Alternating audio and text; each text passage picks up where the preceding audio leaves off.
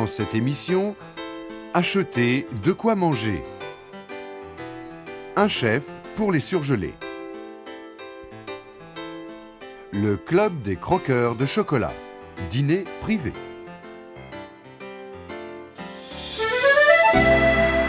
Savoir dire. Acheter du pain et des tartes. Je voudrais une baguette, s'il vous plaît. Je voudrais une baguette, s'il vous plaît.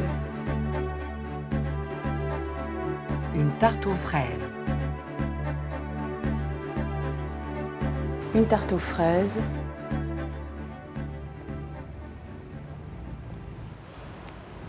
Bonjour. Bonjour madame. Je voudrais une baguette, s'il vous plaît. Oui. Voilà, avec ceci. Je voudrais aussi 3 tartes aux fruits. Oui.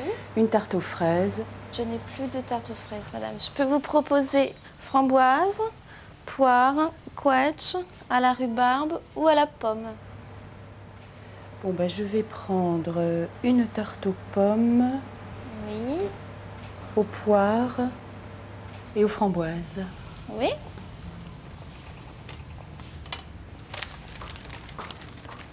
Voilà, ça fera 29 francs 10, s'il vous plaît. Merci. 50 et 100. Je vous remercie. Merci. Bonne journée. Merci, au revoir, madame. Merci. Info.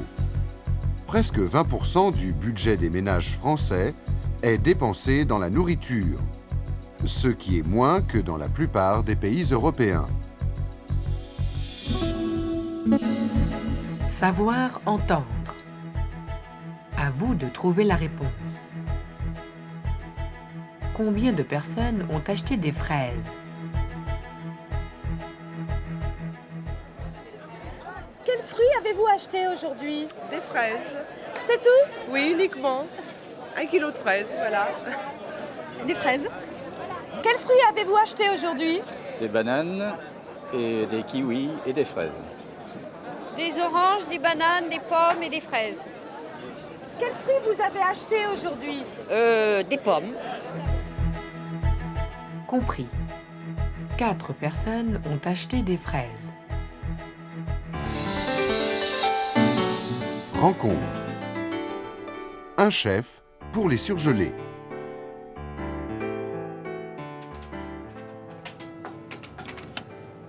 De la béchamel, oui, mais de la béchamel à l'essai.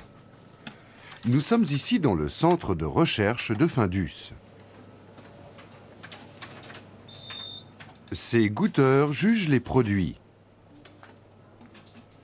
Une évaluation pointue qui permet ensuite d'améliorer la qualité des produits. Car les plats surgelés, c'est bien sûr une affaire de goût. Dans le pays de la gastronomie, l'idée des surgelés a eu du mal à s'imposer, comme l'explique le directeur du centre de recherche. Il est clair que si les Français avaient le temps, ils feraient tous de la cuisine. Malheureusement, ils sont de plus en plus pris par des occupations diverses et consacrent de moins en moins de temps dans la cuisine. Aujourd'hui, une famille française moyenne consomme 1 fois par semaine des plats surgelés. Une consommation qui augmente d'année en année et peut être liée à une stratégie maison qui seule pouvait convaincre les Français. Un grand chef. Michel Guérard, roi de la cuisine minceur. Depuis 1976, Michel Guérard travaille avec Findus. Vous n'avez pas de tursan blanc sec? Non. Ça va comme ça, la Alors, en quoi consiste le travail d'un grand chef avec un industriel? Je crée des plats, je déguste des plats qui ne sont pas toujours les miens. Mon rôle à ce moment-là de la dégustation étant de donner des impressions, de donner des conseils pour tenter d'améliorer ces plats.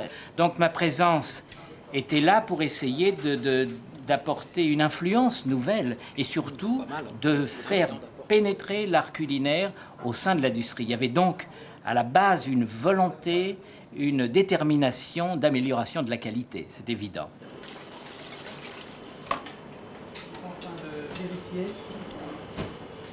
Je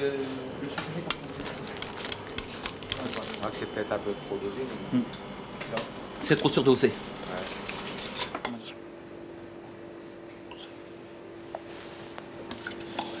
Une force, comment dirais-je, souple.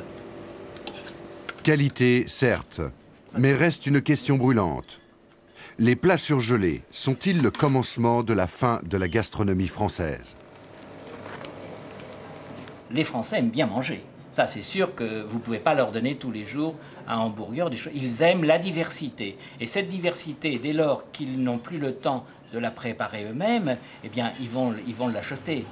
Moi, je crois que cette manière de faire connaître au plus grand nombre une multitude de plats qui viennent de France, mais qui viennent d'ailleurs, dont la ménagère n'aurait jamais pu goûter la moindre parcelle il y a encore tant de temps, est la meilleure chose qui soit pour la cuisine française.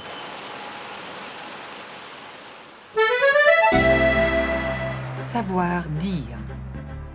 Acheter des légumes pour une ratatouille. Je voudrais des aubergines. Je voudrais des aubergines, s'il vous plaît. Des courgettes. 500 grammes. Des courgettes, à peu près 500 grammes.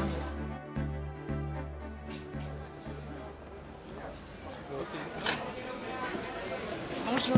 Bonjour madame. Je voudrais des aubergines, s'il vous plaît. Oui, combien je vous en mets? Oh, c'est pour une ratatouille, 2 ou 3. D'accord.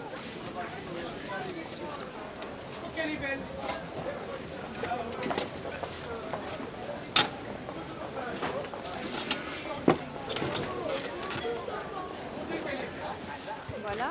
Avec ceci. Des courgettes, à peu près 500 grammes.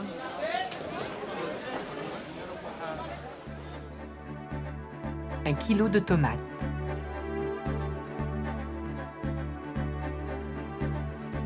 Trois oignons et de l'ail.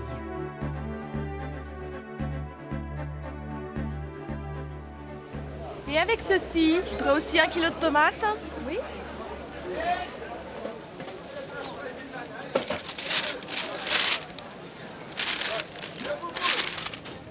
Trois oignons et de l'ail.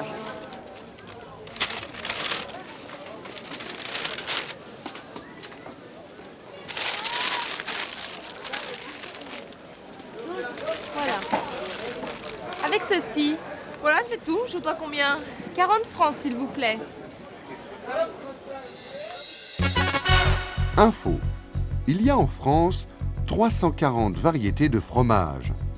Et les Français en consomment de plus en plus. Aujourd'hui, presque 16 kilos par an et par personne. Savoir dire. Acheter de la charcuterie.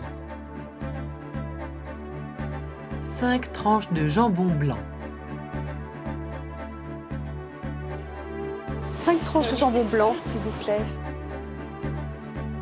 200 grammes de saucisson à l'ail. 200 grammes de saucisson à l'ail. Bonjour madame. Bonjour. Que désirez-vous madame? 5 tranches de jambon blanc, s'il vous plaît. Fine? Oui.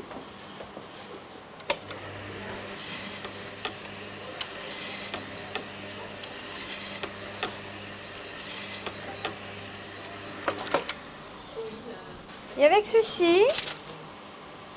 200 grammes de saucisson à l'ail. En tranches ou en un seul morceau, madame? En tranches, s'il vous plaît.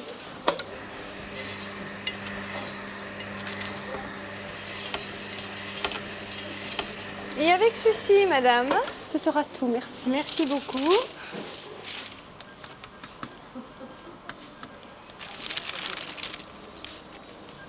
Voilà. Merci beaucoup.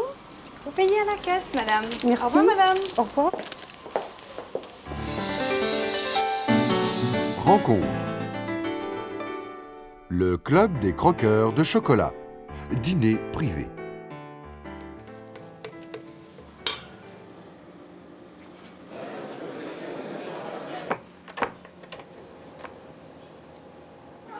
Alerte, personne très particulière.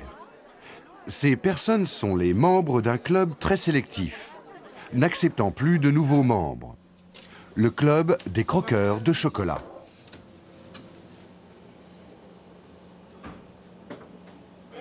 Le dîner annuel rassemble les 150 membres.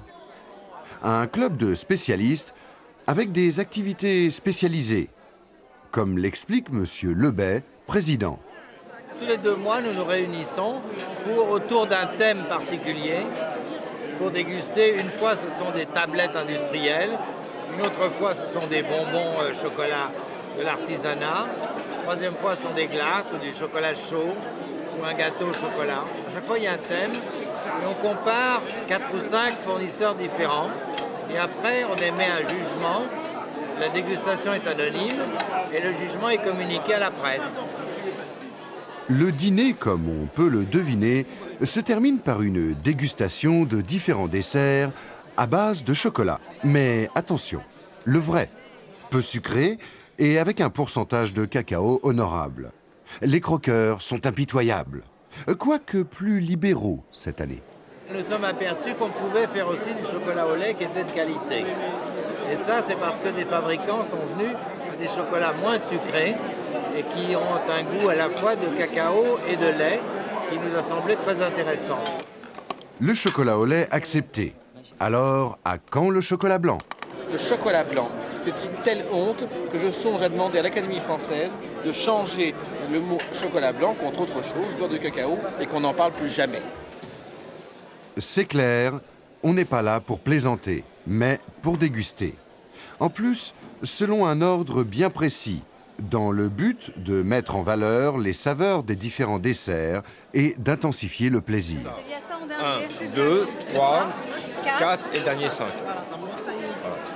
C'est la gourmandise en liberté, c'est les délices de l'enfance. C'est quelque chose de violent, c'est sensuel, c'est capiteux, et puis c'est ce qui m'aide à travailler. Je ne pourrais pas travailler, je ne pourrais pas écrire si je n'avais pas ça. Le chocolat est très bon. Qu'est-ce qu'elle voudrait dire ça? C'est vrai, mais moi j'avoue que le 99%, ça me paraît très fort. Je ne peux pas vivre sans chocolat, c'est de ma drogue le chocolat.